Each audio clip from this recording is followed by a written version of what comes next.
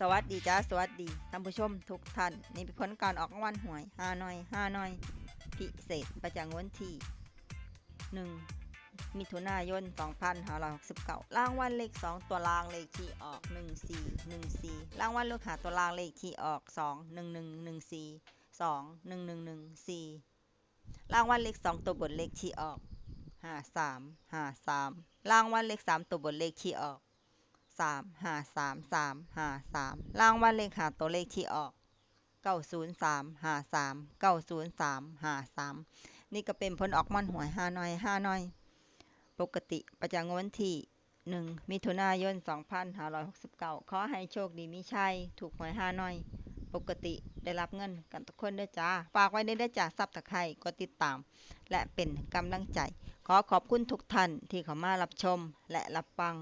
แล้วมาพบกันใหม่ในผลการออกหวยฮานอยในเวลา 19:30 นาทีในฮานอย VIP